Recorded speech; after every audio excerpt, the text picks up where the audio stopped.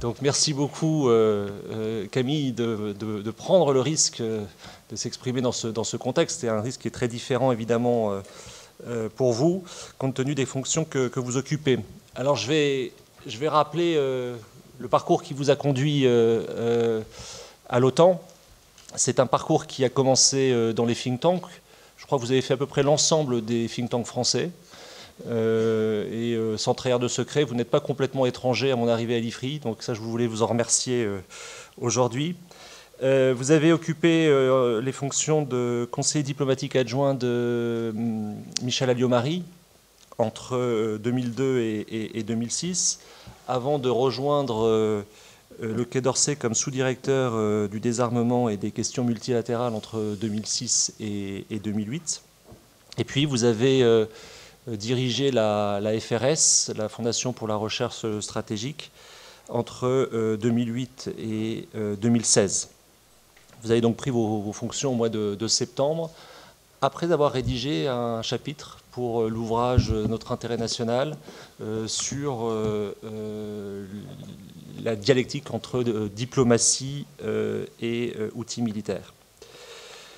Cette intervention s'inscrit donc dans le cycle de conférences que nous avons lancé à l'IFRI dans la perspective justement des élections présidentielles pour parler de politique étrangère. Nous avons reçu l'amiral Guillot au mois de mars, le général Gomard au mois d'avril, et aujourd'hui vous-même. Nous continuerons cet effort après les élections parce qu'il y a un besoin à nos yeux de continuer à travailler à la fois sur la politique étrangère française et la politique de sécurité dans les mois et les années qui viennent, puisqu'un certain nombre de grandes décisions doivent être prises.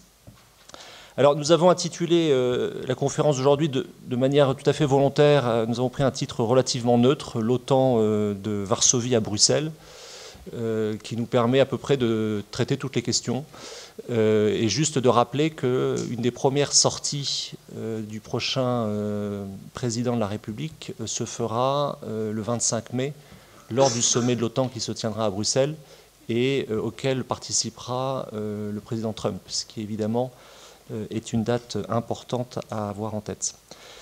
Voilà, donc vous connaissez les règles. Nous allons vous écouter pendant 20 à 30 minutes et ensuite Jean-Denis Merchet, que je n'ai pas besoin de présenter, vous interrogera, ainsi que Corentin Brusselin. Bonjour à tous, bonjour, merci cher Thomas Gomard de cette invitation, et merci à Jean-Dominique Merchet et Corentin Brusselin de se joindre à cet exercice. Je suis très content d'être là, c'est un format que nous avions mis en place avec l'IFRI d'ailleurs et la FRS en 2012, dans le cycle 2012, et on s'était bien amusé. C'était peut-être plus drôle de l'autre côté de la table. Voilà. Je suis très content d'être là. Je suis content parce que je revois beaucoup d'amis, de professeurs et de collègues. Donc je suis très content d'être de retour à Paris. Et de pouvoir m'exprimer sur un sujet qui est effectivement un sujet stratégique important, mais peut-être un petit peu absent de nos débats stratégiques. Alors, je vais essayer de ne tomber ni dans l'écueil de tout voir à travers le prisme de Bruxelles ou des Verts, comme dit la correspondance diplomatique française pour désigner la commune bruxelloise qui héberge l'actuel siège et le nouveau siège et le futur siège de l'OTAN.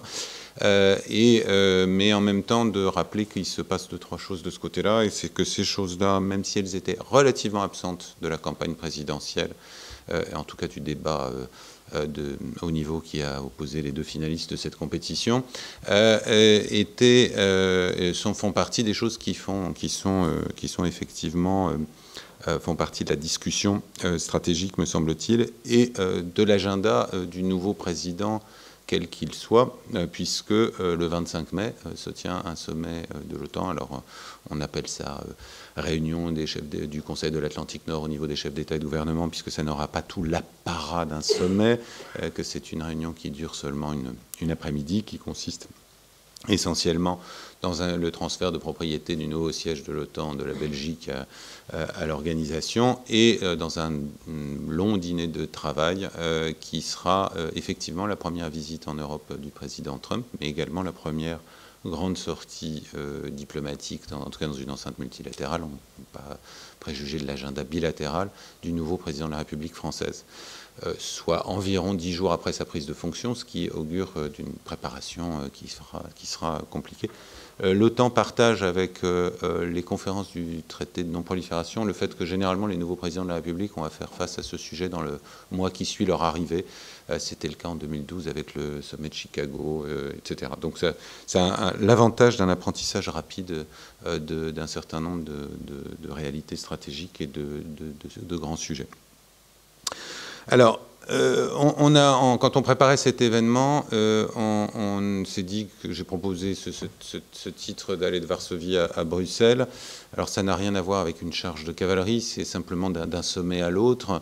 Et donc, de fait, mon propos aujourd'hui va être peut-être d'abord de rappeler qu'il s'est passé un certain nombre de choses à l'OTAN, on va dire depuis Varsovie, mais en réalité depuis le sommet du Pays de Galles en 2014, puis donc Varsovie 2016, et là maintenant on va avoir cette réunion à Bruxelles au printemps 2017. Et ensuite je dirais peut-être quelques mots des défis que sont ceux de cette organisation tels que moi je les perçois après 6 mois dans ce poste, et je conclurai éventuellement par quelques remarques sur le sujet favori à Paris, qui sont les relations entre la France et l'OTAN, vues du civil français qui occupe les responsabilités qui sont les miennes à l'OTAN, et qui s'interroge de temps en temps sur tout ça.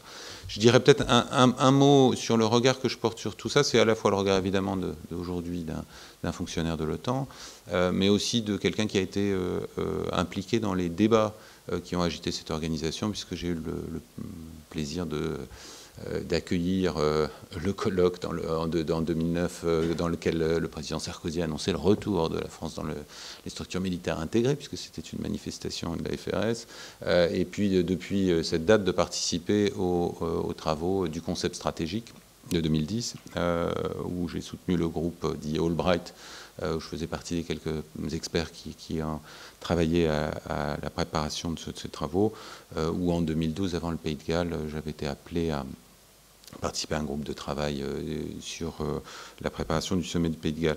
Donc c'est une organisation que je connaissais un petit peu avant d'y aller, et que je connais évidemment un peu mieux de l'intérieur aujourd'hui, ce qui m'amènera à apporter quelques réflexions personnelles dans cette conclusion.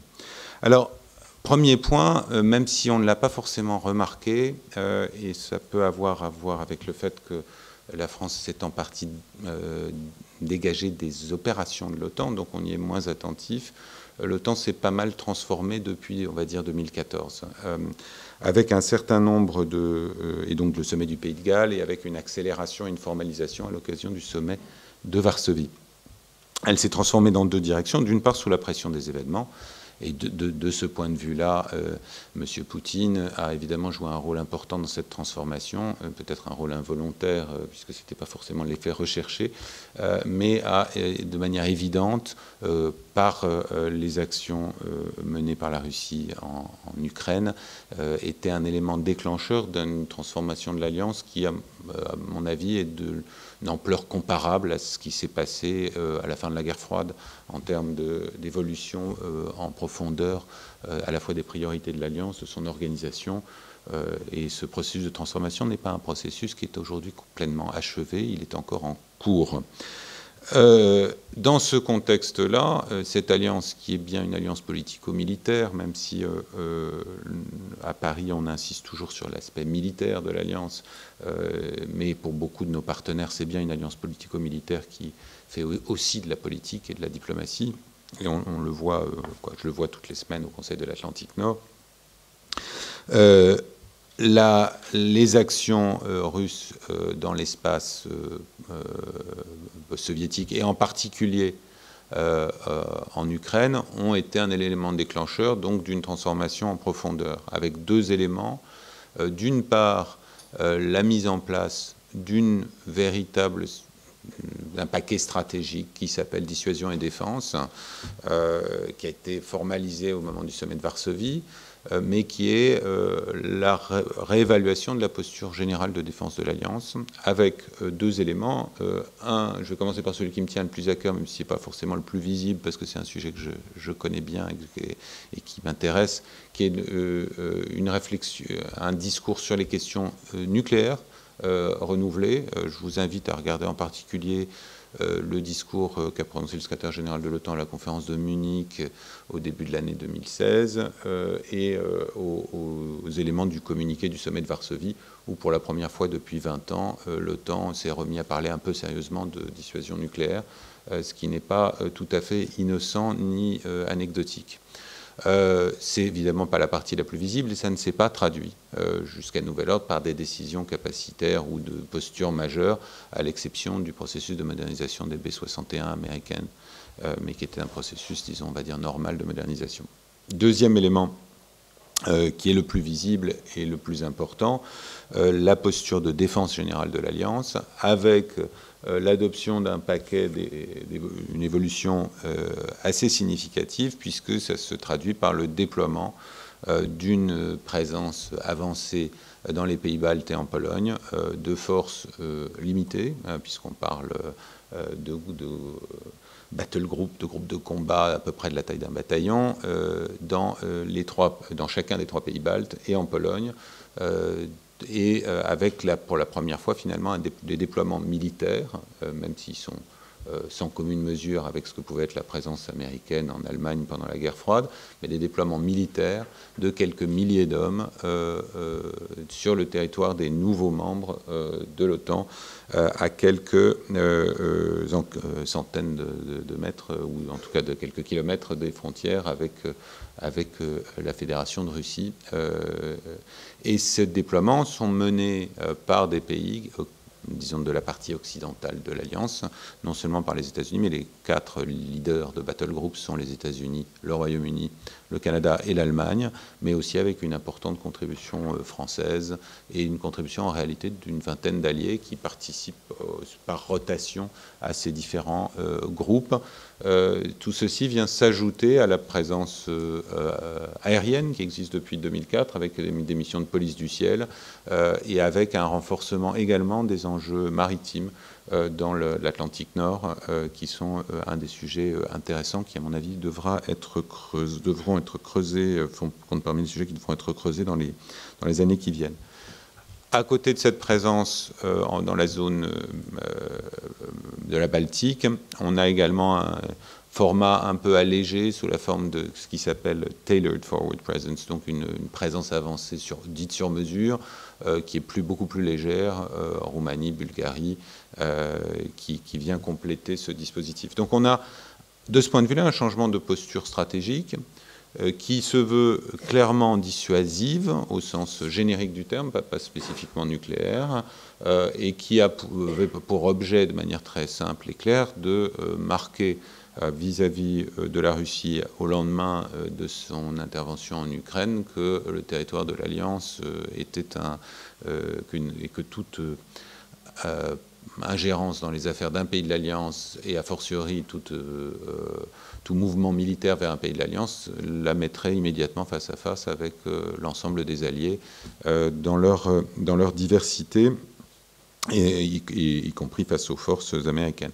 Tout ça s'accompagne également de réflexion sur le moyen de déployer les renforts nécessaires, si les choses, d'une réflexion sur le thème du et tout est dit, donc en quoi la présence de moyens solaires, sol-sol russes à Kaliningrad ou dans d'autres régions pose des problèmes. Donc on a et alors, à ce point de la discussion, je pense que c'est important de marquer une sorte de pause parce que tout ce que je viens de décrire a un goût très guerre froide qui peut paraître satisfaisant. Je pense qu'il faut rester assez prudent dans cette affirmation dans la mesure où on parle au total de quelques milliers d'hommes qui sont sur une présence en rotation. Il n'y a pas l'installation de bases permanentes de l'OTAN aux portes de la Russie et encore moins de forces capables d'envahir le territoire de la Sainte-Russie dans cette affaire. On est dans un dispositif dissuasif assez classique qui s'apparentent à des logiques de présence finalement légère, ayant pour objet essentiel d'envoyer un signal politique. Ça ne résout pas militairement l'ensemble des questions, et d'ailleurs les alliés ne sont pas forcément disposés à s'engager dans cette voie, ce qui me semble politiquement raisonnable. Ça s'est accompagné, c'était un élément aussi du paquet de Varsovie, d'une l'affirmation selon laquelle l'OTAN était prête à poursuivre un dialogue avec la Russie, dialogue qui se poursuit. L'OTAN, comme d'autres organisations, a sanctionné la Russie après les événements d'Ukraine, mais n'a pas coupé les ponts depuis que je suis à l'OTAN. Donc dans les 6 derniers mois, il y a eu 2 conseils OTAN-Russie au niveau des ambassadeurs. Il y a des canaux de dialogue permanents qui existent, même si la densité des activités relevant du Conseil OTAN-Russie s'est significativement réduite dans la mesure où les rapports, notamment entre militaires, la participation croisée à des exercices, etc., a été arrêté du fait de l'OTAN. Deuxième élément, après ce paquet défense et dissuasion, le choix, à partir du Pays de Galles, de réinvestir dans la défense. Le débat sur le partage du fardeau au sein de l'Alliance Atlantique est aussi vieux que l'Alliance Atlantique. De tout temps, les administrations américaines se sont plaintes de voir des Européens qui se comportaient en passagers clandestins de la sécurité du continent et n'investissaient pas assez dans leur défense.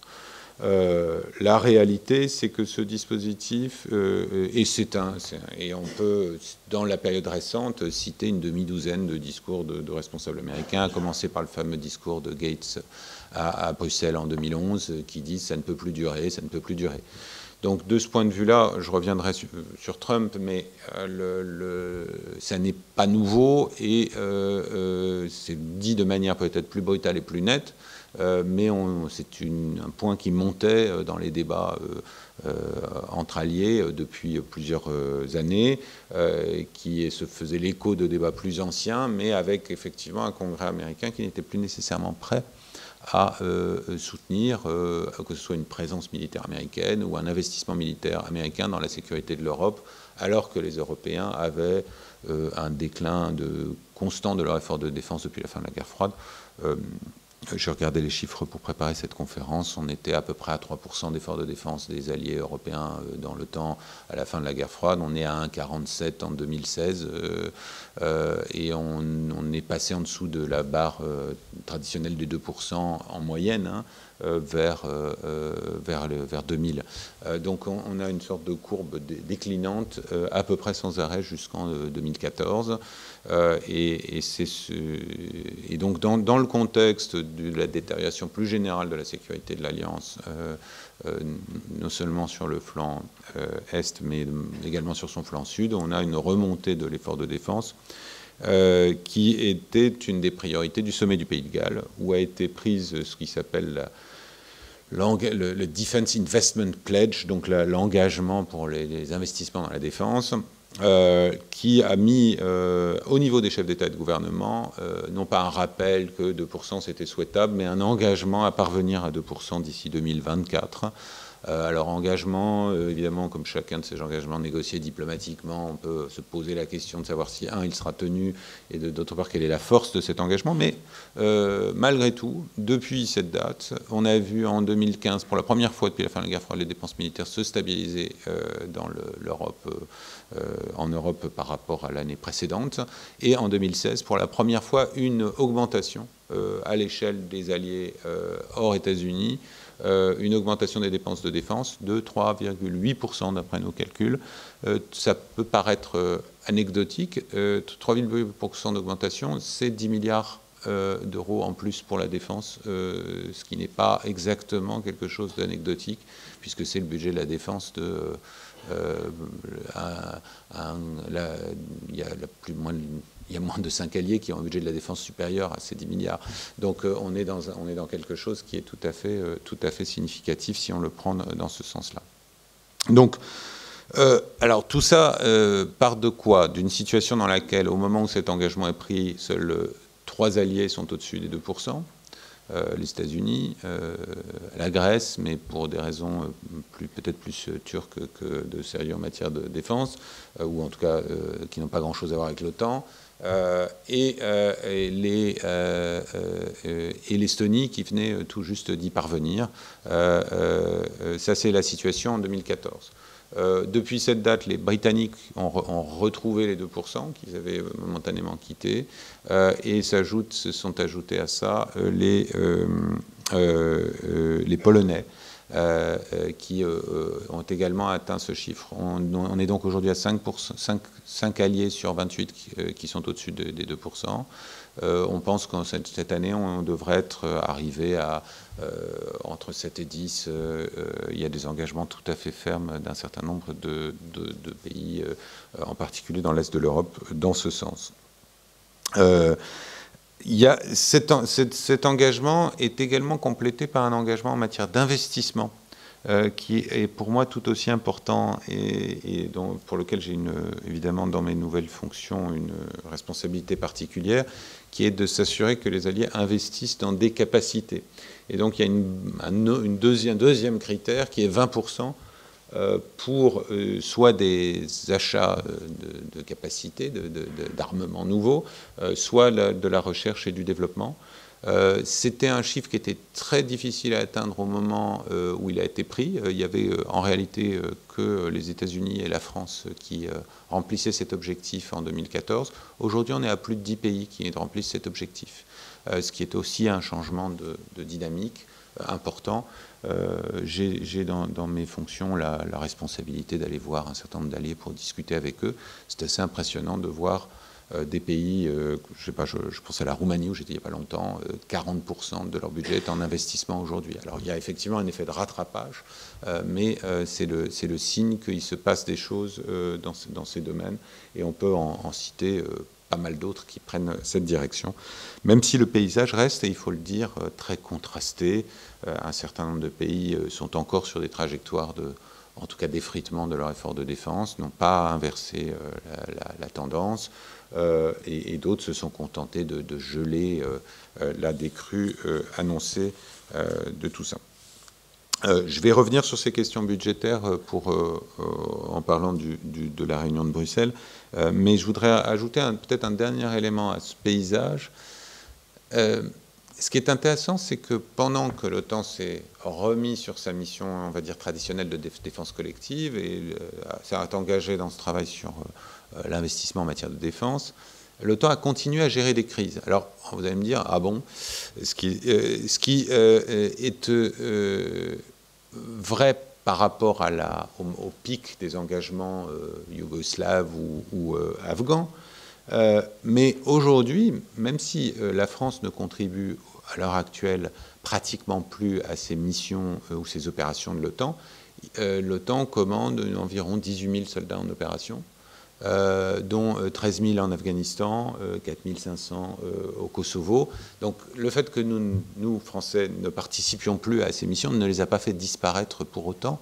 Et donc on a bien, malgré tout, des opérations qui font partie du quotidien de l'Alliance.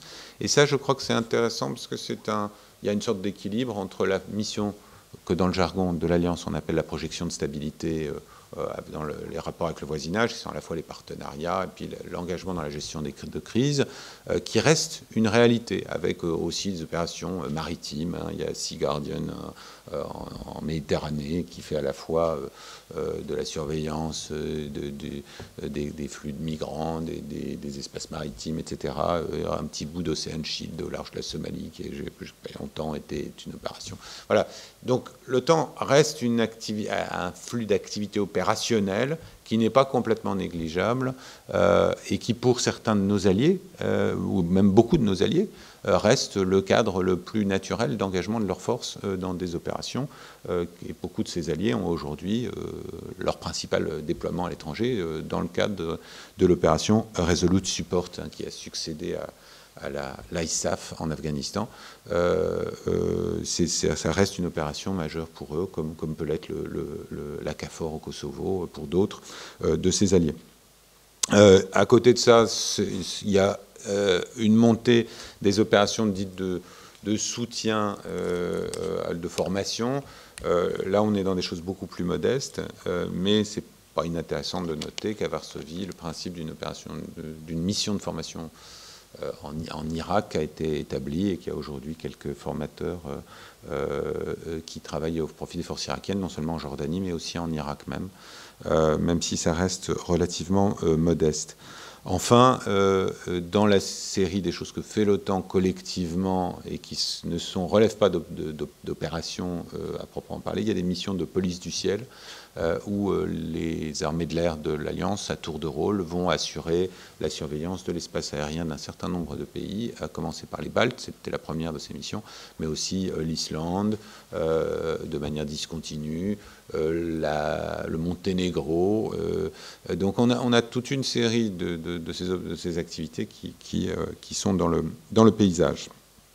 Alors, après vous avoir décrit cette situation, je vais terminer peut-être sur une considération un peu plus politique. Le grand défi de la séquence 2014-2016 a été, et de mon point de vue, là je remets quelques instants ma casquette d'ancien think tanker, de manière assez surprenante réussie, c'était le fait de maintenir l'unité politique de l'Alliance dans un contexte où la question de la montée de la Russie comme risque géopolitique majeur était un facteur de division. On sait très bien que les Alliés n'ont pas exactement la même perception de ce que doivent être les relations avec la Russie, du degré de menace de ce que peut représenter la Russie, et ainsi de suite. Un des succès de cette politique, de cette séquence, mais qu'on peut d'ailleurs replacer également dans le contexte de l'Union européenne et dans d'autres contextes, est le fait que les Alliés soient restés unis, à la fois unis sur la réponse à apporter, sur le message vis-à-vis de la Russie, sur la combinaison dissuasion et défense d'un côté, dialogue de l'autre, etc.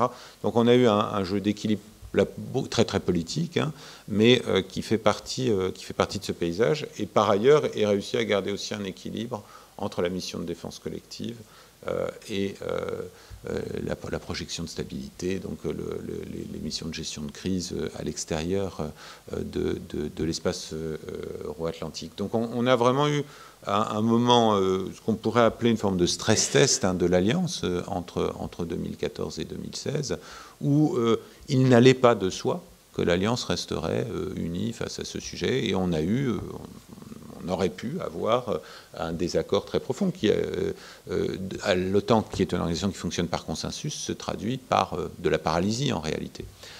Puisque jusqu'à ce qu'on mette en place une nouvelle politique, c'est la politique précédente qui prévaut et c'est les choix précédents qui prévalent. Alors, maintenant qu'on a dit tout ça, dans quelle situation nous trouvons-nous aujourd'hui, à la veille de cette réunion de Bruxelles, qui, comme je le disais, aura une dimension à la fois très symbolique et très politique, mais ne sera pas un gros sommet de substance, dans la mesure où il n'y aura pas le temps... pour les sommets, fabriquent des longs communiqués qui font une vingtaine de pages et qui sont censés expliquer tout ce que fait l'Alliance dans tous les domaines. On ne se prépare pas à ça aujourd'hui. On se prépare à un événement, comme je le disais, qui aura une forte charge symbolique, avec notamment l'apparition du nouveau siège de l'OTAN dans le paysage, mais aussi avec une dimension politique, puisque c'est la première sortie du président américain, dont chacun se souvient qu'il avait, pendant la campagne électorale, considéré l'OTAN comme obsolète, même si depuis il a indiqué que finalement il avait changé d'avis sur ce point, puisqu'il se connaissait un peu mieux l'organisation. Alors, la réalité, c'est quoi des défis pour cette séquence de Bruxelles? C'est d'une part un sujet, je dirais, de lien transatlantique. C'est le moment où je dirais, les Athéniens devront s'appeindre entre les messages positifs qui ont été passés par le secrétaire à la Défense Jim Mattis, par le secrétaire aux Affaires étrangères M. Tillerson, par la visite du vice-président américain au siège de l'OTAN en février, par la visite du secrétaire général de l'OTAN à Washington qui s'est bien passée avec M. Trump, etc. Mais il y a un moment où voilà, toute la famille atlantique va se réunir et c'est pas seulement la photo, mais c'est quel est le texte sous la photo. Est-ce que tout ça est un message d'unité et de robustesse du lien transatlantique? Ça, c'est un sujet politique qui peut se régler, je dirais quasiment, quelle est évidemment la phrase qui marque tout ça. Derrière ça, il y a quand même quelques autres petits sujets. C'est-à-dire qu'évidemment, M. Trump est très clair sur ses attentes en matière d'efforts de défense. Et cette question des 2%, on a parfois tendance à la traiter comme si c'était un petit peu anecdotique, au fond, 2%, qu'est-ce que ça change? En France, on est en norme de temps à 79, si on était 2%, est-ce que ça changerait le tout, etc. Qu'en est-il pour nos autres alliés, et ainsi de suite. Et de toute manière, les Américains dépensent tellement plus que nous, quoi qu'il arrive, et ainsi de suite. On a fait le compte de manière assez simple. Si le Canada et tous les alliés européens étaient à 2%, ce serait 100 milliards de dollars en plus chaque année pour la défense. Donc, ce n'est pas complètement anecdotique. Alors, et même dans l'hypothèse dans laquelle je ne dois pas me placer, selon laquelle les alliés ne tiendraient pas complètement promesse, ce qui est possible, ce qui est arrivé dans le passé, on va dire, même s'il ne faisait que la moitié de cet effort, on va dire, ou un peu plus de la moitié, disons les 2/3, ce serait quand même le budget, rajouter à l'effort de défense des Européens le budget de la France et le budget de l'Allemagne, si on était à 60 milliards chaque année. Donc on est dans quelque chose qui est très significatif et avec potentiellement, si la règle des 20% est rajoutée, 20 milliards d'investissements en plus dans les équipements et la recherche et la technologie. Donc on est dans quelque chose qui est peut-être moins pour la France que pour d'autres pays, mais qui est un vrai game changer des équilibres dans tout ça, puisqu'aujourd'hui c'est à peu près augmenté d'un petit tiers l'effort de défense des Européens et des Canadiens. Alors c'est compliqué, il ne faut pas se voiler la face, c'est pas quelque chose qui est évident. On a des pays qui sortent difficilement ou ne sont pas encore sortis de phase de crise économique et qui disent que c'est difficile. On en a d'autres qui disent, à l'image des Allemands ou des Norvégiens, par exemple, on est un pays riche, donc vous savez, si on arrive à ça, ça va être beaucoup d'argent en plus, mais ils se sont tous, malgré tout, engagés dans cette direction, à des degrés divers. Et je crois que il faut être conscient que sur ces 100 milliards, évidemment, ce sont les plus gros pays qui portent l'essentiel de l'effort. Beaucoup l'Allemagne, à peu près un tiers, l'Italie, le Canada, l'Espagne, les Pays-Bas, ça c'est des gros morceaux de ces 100 milliards de plus pour la défense.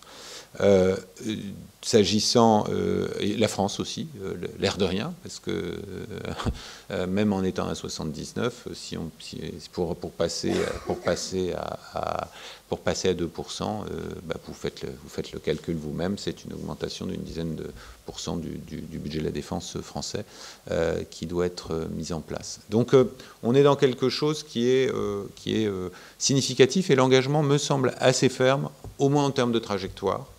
Après, sur l'ampleur de l'investissement, moi je note que, par exemple, pendant la conférence de Munich, moi j'ai perçu qu'il y avait un débat manifeste en Allemagne sur le caractère atteignable de cet objectif, qui pourrait devenir un débat électoral. On voyait des nuances entre Mme von der Leyen et M. Gabriel sur ce point, qui vont probablement prendre de l'ampleur dans le déroulé de la campagne électorale.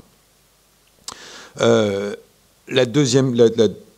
troisième, donc cette question budgétaire, elle va être là, mais et effectivement, la question est de savoir si la tendance qu'on observe au cours des 2 dernières années va se poursuivre ou si le soufflet va retomber, ou la courbe redevenir plate. Il y a un sujet capacitaire, parce que tout ça est adossé, et ça c'est un des disons, petits secrets, je veux dire, pas vrai secret, mais une des choses que l'OTAN fait pas mal, c'est de la planification capacitaire un peu dure. Tout le plan de développement des capacités est là. Les alliés ont vraiment... et il y a un dialogue assez serré avec tous les alliés pour dire, voilà, nous, ce qu'on aimerait que vous fassiez pendant les prochaines années, on a un plan sur carrément les 19 prochaines années, avec des objectifs à court terme, etc. Ce plan, le NATO Defense Planning Process, le NDPP, aujourd'hui est devenu de plus en plus exigeant pour répondre justement aux trous capacitaires identifiés. Et on voit que dans toute une série de domaines, il y a des objectifs qui sont là. Et enfin, dernier point pour Bruxelles, ce qui n'est pas un sujet de Bruxelles, mais qui va devenir un sujet, c'est que le concept stratégique de 2010, je ne dirais pas va arriver à péremption, mais est en train de, comme souvent les documents stratégiques, on est une petite dizaine d'années après, donc je ne serais pas surpris que dans le cycle de 2019, qui sera aussi les 70 ans de l'Alliance, on rentre dans la préparation d'un nouveau concept stratégique. Je termine par quelques mots sur la France et l'OTAN. Moi, je remarque trois choses vues de Bruxelles dans les 6-7 derniers mois. D'une part, effectivement, notre retrait des opérations de l'OTAN, qui est assez bien compris par les alliés, puisqu'on fait pas mal d'autres choses. Donc, ça n'est pas problématique en soi, mais c'est un gros contraste par rapport, paradoxalement, avant de rentrer dans le commandement militaire intégré, on était toujours le premier ou le deuxième allié pendant toute la séquence Balkans en particulier. Donc, on a un petit décalage qui est amusant. Deuxièmement, la France est un allié qui compte à l'OTAN, qui est regardé, attendu, dont les positions sont scrutées par nos partenaires qui s'attendent à voir la France prendre sa part dans les différentes missions. Parfois, ce qui peut apparaître de notre côté comme une forme d'absence d'attention sur le sujet ou de ce que moi j'appelle une forme finalement plus de négligence que d'hostilité, nous joue parfois des tours. On comprend, personne n'a bien compris pourquoi la France ne prenait pas la responsabilité d'un des bataillons de l'EFP, par exemple, même si, d'autant plus que, in fine, notre contribution numérique est sensiblement comparable à celle des Britanniques, par exemple. Donc on est dans une situation un peu paradoxale sur ce genre de choses. Mais nous sommes réputés un allié sérieux, solide, apprécié en tant que tel, même si on reste, avec quelques autres, parmi les alliés difficiles, notamment dès qu'on touche aux questions d'élargissement plus politique, du rôle plus politique de l'OTAN, et notamment de l'engagement de l'OTAN au Sud, où la France a une position traditionnellement vigilante sur le fait que ce n'est pas à l'OTAN de gérer les grandes opérations de lutte contre le terrorisme au Moyen-Orient ou ailleurs. Je pense que ça restera sensiblement comme ça. Un mot, puisque nous sommes en période électorale, moi ce qui m'a frappé, outre l'absence du sujet dans la délibération, c'était quand même qu'il y avait un grand nombre de voix qui se sont élevées pour alors soit se retirer de l'OTAN, soit se retirer du commandement militaire intégré, ce qui était quand même intéressant. De ce point de vue-là, je crois que c'est Engels qui disait que la première fois qu'on fait un grand geste historique, on fait l'histoire, et la deuxième fois c'est une farce. Je pense qu'il faut essayer d'éviter ce genre de yo-yo pas très lisible. Mais ce qui est intéressant, c'est qu'effectivement, un nombre important de candidats, en tout cas, se sont prononcés à des degrés divers pour prendre nos distances vis-à-vis de l'Alliance Atlantique, ce qui, je ne vous le cache pas, a suscité une certaine inquiétude chez nos alliés là-dessus, pas seulement chez le secrétaire général adjoint que je suis, qui se voyait rejoindre l'Alliance bolivarienne avec enthousiasme, évidemment, mais de fait, il y avait une forme d'un peu d'incompréhension de pourquoi est-ce que tout d'un coup l'OTAN se trouve pris etc. Les collègues me montraient les affiches d'un petit candidat du premier tour qui disait non à l'Europe, non à l'OTAN, comme si c'était un énorme sujet. Et en même temps, je dirais aussi une forme de banalisation du sujet, dans la mesure où ça n'était pas un sujet central dans les discussions entre les candidats, on va dire, mainstream, avec l'exception d'une part de M. Mélenchon qui s'était clairement prononcé pour un retrait, et l'évolution qui n'était pas inintéressante de Marine Le Pen sur le fait de glisser d'un retrait à un retrait des structures militaires intégrées, ce qui était une évolution amusante. Mais pour le reste, effectivement, on se retrouve dans cette espèce de situation où on est croisé entre je dirais, absence d'attention au sujet et de temps en temps des poussées d'urticaire où le temps est associé à beaucoup et reste un sujet un peu clivant de politique étrangère en tout cas au niveau politique, même si je pense que le consensus des experts depuis le rapport Védrine de 2012 est assez clair. Je vais m'arrêter là et je prends vos questions avec Merci intérêt. beaucoup, Camille, pour votre exposé très, très complet et qui ouvre des pistes de réflexion, notamment cette perspective d'investissement à hauteur de 100 milliards, même si elle est assez ambitieuse. Et puis, la question évidemment qui vient tout de suite à l'esprit, mais ce n'est pas celle que je veux vous poser directement, c'est ce qu'on peut en faire et l'adaptation de ces investissements par rapport à la définition de la menace. Alors, je voudrais vous poser une question sur votre dernier point, puisque cette intervention s'inscrit dans un cycle sur la politique étrangère française. Alors peut-être que vu de Bruxelles, c'est une question qui apparaîtra un peu provinciale, mais elle me semble intéressante dans le prolongement de ce que vous avez indiqué. C'est-à-dire que quand on regarde le débat sur la politique étrangère française sur plusieurs décennies, une des pierres de touche a précisément été l'OTAN, c'est-à-dire les deux courants, pour les schématiser peut-être à très gros traits, le courant gaulo-mitterrandien d'une part et le courant atlantiste d'autre part, avec comme pierre de touche l'OTAN. Or, la décision de 2009, entre la décision de 2009 et le rapport d'Hubert Védrine en 2012, il s'est passé quelque chose de très important qui était l'intervention de l'OTAN en Libye et l'abstention de l'Allemagne par rapport à cette intervention, dont on mesure aussi ensuite les effets quelques années après. Donc je serais intéressé de vous entendre sur, au fond, le bilan que vous faites de cette campagne de Libye dans un cadre otanien. Et ce qui me conduit à vous poser une question justement sur est-ce que, au fond, dans le débat actuel de politique étrangère, où on a souvent la présentation d'un courant qui serait néoconservateur, c'est-à-dire qui se serait coulé dans le modèle otanien très rapidement, sans avoir la contrepartie attendue en termes de politique de défense européenne, qui était aussi à l'origine de la décision de 2009. Pensez-vous qu'au fond, l'OTAN reste la pierre de touche, ou est-ce qu'on a glissé, au fond, la pierre de touche aujourd'hui du débat de politique étrangère en France, ça ne serait pas la Russie? Et si c'était le cas, quelle différence verriez-vous en fait en termes de réalignement des forces en présence? Merci beaucoup. C'est effectivement très intéressant. Ça va me permettre de toucher un ou deux sujets. Un que j'aurais dû aborder, qui est la question des relations entre l'OTAN et l'Union européenne et le ratio, en particulier dans la politique étrangère française, entre la place qu'on accorde à l'une ou l'autre dans notre politique de défense, dans notre politique de sécurité.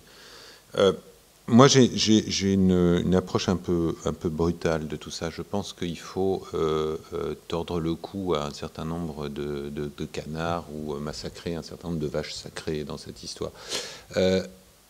La question du retrait de la France de l'OTAN se passe dans un contexte extrêmement spécifique. C'est une décision qui est profondément liée à notre indépendance nucléaire, qui se place à une époque où les forces de l'OTAN sont sous commandement permanent de généraux américains et les conditions du retour et l'organisation dans laquelle on est rentré n'a rien à voir avec l'OTAN de 1966. Ça n'est pas une OTAN dans laquelle le SACEUR a un contrôle en temps de paix des forces de l'Alliance. Ça n'est pas une OTAN dans laquelle nous risquerions de nous faire entraîner dans une opération dont nous n'aurions pas ni le choix ni le contrôle. Donc on est dans quelque chose on est de ce point de vue-là, moi j'estime être parfaitement cohérent en considérant que la décision de 66 faisait parfaitement sens à un moment d'affirmation de l'indépendance nationale, notamment en matière nucléaire, et en ayant soutenu la décision de 2009, qui était une forme de normalisation, certes, mais dans un contexte radicalement transformé. Et de ce point de vue-là, je pense que l'opposition un peu artificielle qu'on essaie de faire autour de ce clivage néoconservateur gaulo-mitterrandien est une opposition erronée sur ce point-là, en tout cas. Après, on peut en parler davantage sur la question de l'appétit pour les opérations militaires ou des choses comme ça c'est éventuellement. Mais la question de l'OTAN là-dedans, elle est totalement secondaire. D'ailleurs, les acteurs de ce débat, dans les 15 dernières années, je veux dire, les premières étapes du rapprochement sont prises sous Mitterrand. Chirac, incarnation du gaulo-mitterrandisme, avec Villepin, secrétaire général de l'Élysée, tente une manœuvre de réintégration en 95-97 qui échoue, mais qui pose les bases de ce qui va se passer par la suite.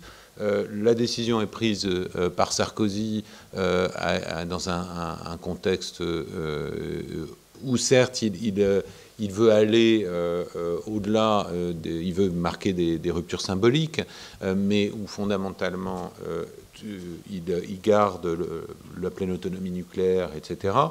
Et se trouve ensuite mise en œuvre et confirmée par Hollande, malgré des nuances au moment de la campagne, à travers le rapport d'Hubert Védrine, qui reste pour moi un des meilleurs rapports sur la relation entre la France et l'OTAN, et qui est écrit par la personne qui incarne le gaulo-mitterrandisme aux yeux des commentateurs, y compris de lui-même.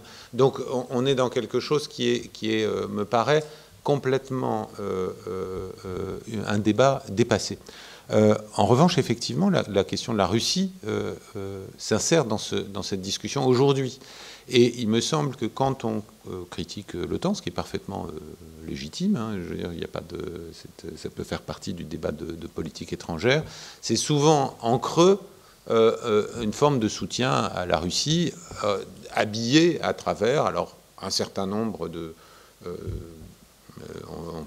moi j'aurais tendance à appeler ça de mythes de politique étrangère, mais on peut appeler ça d'orientation de politique étrangère, que sont à la fois l'alliance franco-russe, une sorte de gaullisme rêvé, etc., etc.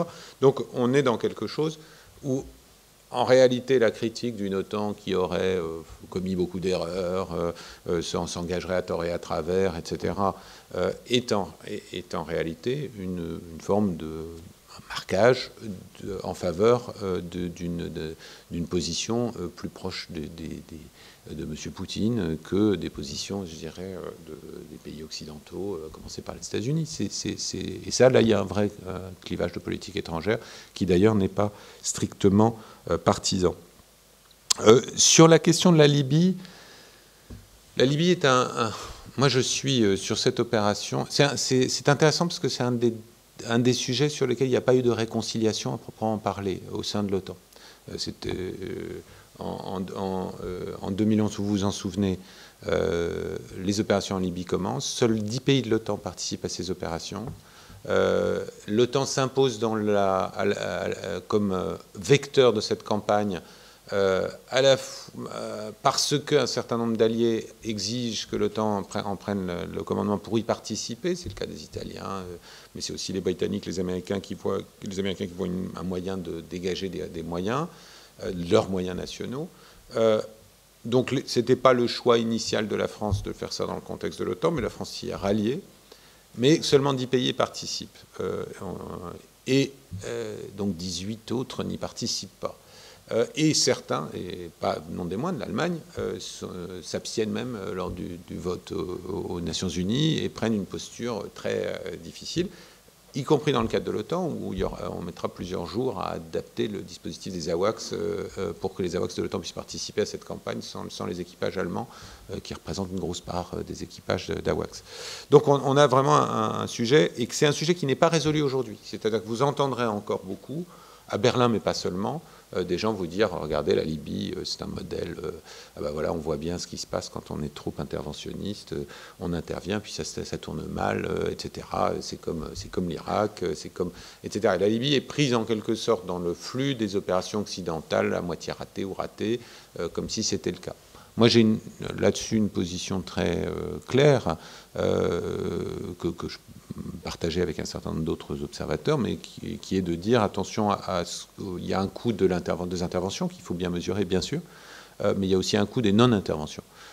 Et peut-être que si l'OTAN, en l'occurrence si la France et le Royaume-Uni et les Américains au départ n'étaient pas intervenus là-bas, la Libye serait aussi en désordre, mais on aurait eu en plus le type de bain de sang qu'on a vu en Syrie, qui se serait ajouté à la guerre civile, etc. Donc on ne refait pas l'histoire, mais je pense qu'il ne faut pas non plus vous mettre sur le dos de cette intervention tout ça. Merci beaucoup. Alors, je vais donner la parole dans un premier temps à Jean-Dominique Merchet et ensuite à Corentin Brousselin. Oui, Camille, une petite remarque et deux questions. La remarque, c'est sur la campagne électorale. Alors évidemment, les aspects techniques purement politiques de l'OTAN, de la défense, de la stratégie n'ont pas été au centre de cette campagne, mais néanmoins, le rapport au monde extérieur est le cœur du débat politique de cette campagne. Donc, y compris l'Europe, l'OTAN, les États-Unis, voilà, c'est vraiment, je pense que le clivage essentiel, le grand débat politique, il est là. Et quand même, tu l'as abordé, mais peut-être que tu pourras développer encore un peu. Si on prend les quatre candidats qui sont arrivés en tête du premier tour, on sent bien quand même que la tendance s'est quand même déportée plutôt vers quelque chose d'assez hostile, ou en tout cas réservé pour une partie d'entre eux, à cet engagement atlantique, on va dire, ou atlantiste. Mélenchon, clairement, une sortie de l'OTAN. François Fillon a quand même été beaucoup attaqué pour ses positions pro-russes et faisait quand même... cachait pas son peu d'enthousiasme pour les institutions de l'OTAN. Marine Le Pen, tu as raison de le souligner, modère son langage dans son discours en disant un retrait du commandement intégré, mais quand même un discours très violent, très occidentaliste, et un Emmanuel Macron qui dit mes deux principaux conseillers en politique étrangère sont Hubert Védrine et Dominique de Villepin, et qui assument publiquement le gaulo-mitterrandisme en rupture, comme on n'a jamais entendu François Hollande dire « je suis un gaulo-mitterrandien ». Donc, il s'est quand même passé quelque chose.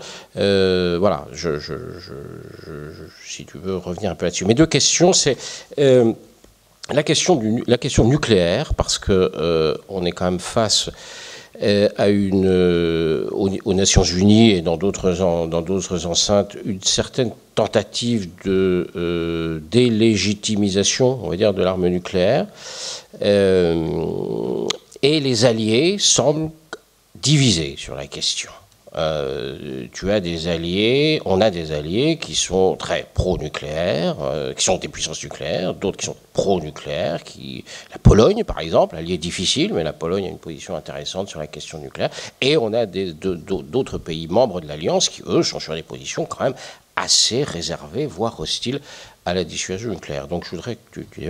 Et deuxième question, la question de la Turquie, qui est un membre de l'Alliance, et avec laquelle les relations sont compliquées, on va dire, sur les théâtres. Donc, est-ce que tu penses que est-ce que la Turquie va être un objet de discussion? Est-ce qu'il va se passer des choses autour du dossier turc à Bruxelles le 25 mai? Alors, je propose de prendre les questions de Corentin, comme ça, je pense qu'il y en a deux ou trois aussi, comme ça les traiter dans l'ordre que vous souhaiterez, et puis ensuite on ouvrira la discussion au public. Merci Thomas et merci Camille. Oui, j'ai trois questions. Alors il y en a une qui a été prise par Jean-Dominique, mais j'appuie sa demande, effectivement, avec l'agenda des négociations sur le traité d'interdiction, qui pose la question de la cohésion, comme il l'a bien dit, et cette cohésion qui a été atteinte, comme tu l'as toi-même rappelé, du fait de la conjonction d'événements extérieurs, c'est-à-dire que l'environnement était suffisamment défavorable pour qu'on puisse avoir une conjonction favorable en termes de cohésion. Donc cette soutenabilité, parce que dans ce que tu as dit, on a réussi à durcir le langage de l'Alliance, ce qui était nécessaire et ce qui était bienvenu, et je suis d'accord sur le nucléaire. Et après, la question se pose, c'est-à-dire, est-ce que, à ton sens, les conditions de cohésion interne de l'Alliance vont permettre d'approfondir cette évolution? Il y a la question d'une nouvelle DDPR qui peut se poser. Il y a la question du renforcement capacitaire dont tu as dit qu'effectivement, pour l'instant, sur ce plan-là, ça avait été relativement limité. Il y a la question de l'agenda sur les cultures nucléaires. Vraiment, c'est quelque chose qui se fait de manière prolongée, comme tu le sais bien, et qui est très cher aux pays du P3. Et renforcer cette culture nucléaire de l'Alliance, ça prendra du temps. Est-ce que tu penses que c'est un agenda qui peut être poursuivi durablement? Deuxième question qui est proche, c'est sur la défense antimissile, qu'on a finalement assez peu abordé, et sur lequel il me semble que l'agenda, là aussi, est susceptible de bouger sous l'effet de plusieurs facteurs. Alors évidemment, il y a l'argument qui invoque le facteur iranien et le JCPOA comme comme ôtant toute légitimité à l'effort de l'OTAN en matière de défense antimissile, ce qui est à mon sens absolument nul et non avenu, vu que le JCPOA ne porte pas sur la menace balistique. Mais il y a quand même d'autres éléments qui sont importants, et notamment l'ambition américaine qui est susceptible de changer, l'équilibre qu'ils peuvent essayer de redéfinir entre la défense de théâtre et la défense nationale. Donc ils sont en pleine révision sur ce plan-là. Nos besoins en termes de défense antimissile, avec, tu l'as dit, la question du déni d'accès, qui pose la question des défenses de théâtre sous un jour totalement neuf, ou en tout cas profondément renouvelé, et la question évidemment de la relation avec la Russie. Tu as parlé du renouveau des discussions dans le cadre du Conseil OTAN-Russie, mais il y a encore énormément de sujets de discorde. Et la DMB figure en bonne place, enfin la défense antimissile en général figure en bonne place. Donc, est-ce que tu penses que sur ce plan-là, on va avoir à nouveau des débats tendus, comme il y a pu y avoir par le passé, ou est-ce que tu penses qu'on va pouvoir parvenir à avancer et à garder une position cohérente? Et dernier point, qui rebondit sur un point qui a été soulevé par Thomas et que tu as mentionné toi aussi, qui est c'est la dimension de la gestion de crise, l'OTAN et l'équilibre entre la défense collective et la gestion de crise. L'un des volets des critiques de Trump à l'égard de l'Alliance, c'était évidemment le budget, mais l'autre volet, c'était ce qui compte, c'est le terrorisme, et l'OTAN ne sert à rien dans le cadre de la guerre contre le terrorisme. On sait que c'est pas tout à fait aussi simple que ça. Mais on sait aussi que renforcer une posture durablement, et notamment une posture de défense collective, ça prend du temps, ça prend des investissements, tu l'as dit. Et donc, moi, j'aimerais poser la question de est-ce qu'il y a un risque d'effet de diversion, en fait, en termes de priorité pour l'avenir? Est-ce qu'il n'y a pas au sein de l'Alliance un certain nombre de pays qui sont prêts à changer le focus pour essayer de montrer que ce sont des bons alliés vis-à-vis de Washington? Est-ce que ça peut être une source de conflit ou un problème de cohésion à l'avenir? Merci.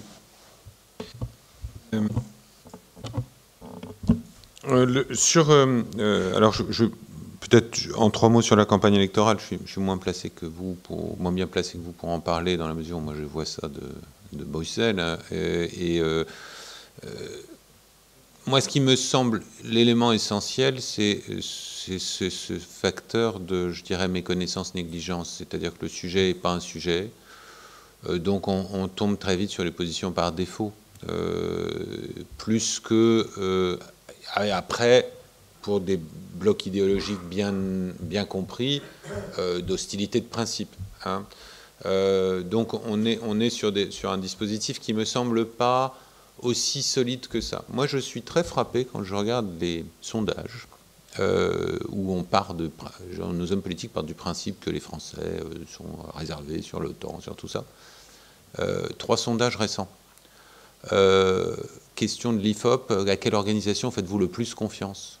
Première organisation, l'OTAN, devant l'Union européenne, le gouvernement, le Parlement, le président de la République. Alors, ça dit quelque chose de la crise de nos institutions.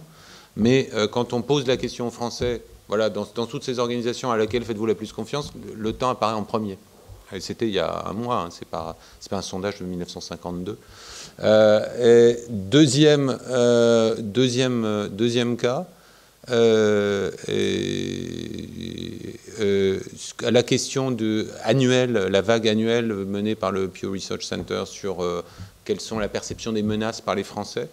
Les Français, dans la relation, quand on leur dit est-ce que vous trouvez que Poutine est une menace, pas une menace, sont plus inquiets de Poutine que les Ukrainiens. Et ce qui les met juste derrière les Polonais. On est à 84% de Français qui considèrent que Poutine... Donc, de ce point de vue-là, il y a un décalage intéressant. Je pense que le même sondage dans les couloirs de l'Assemblée nationale n'aurait pas donné les mêmes résultats. Donc, on a un décalage entre des élites politiques qui sont sur des réflexes, on va dire, des portages assez traditionnels,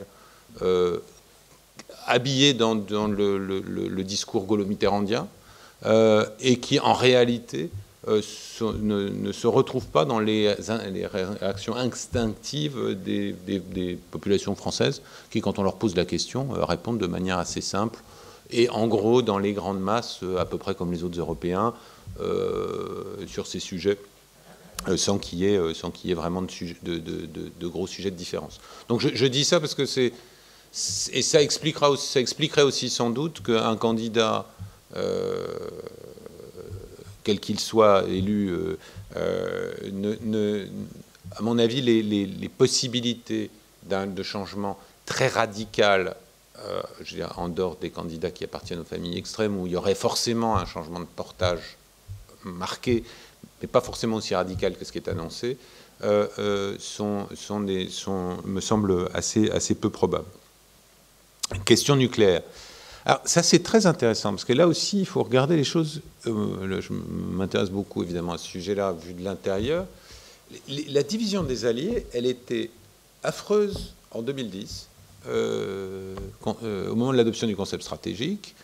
Tout le monde sait qu'il y a eu des débats franco-allemands. Là, on finit sur un désaccord franco-allemand sur comment est-ce qu'on traite la question nucléaire dans le concept stratégique. C'est littéralement l'un des 2-3 derniers sujets qu'il faut trancher à Lisbonne même pour arriver à un accord.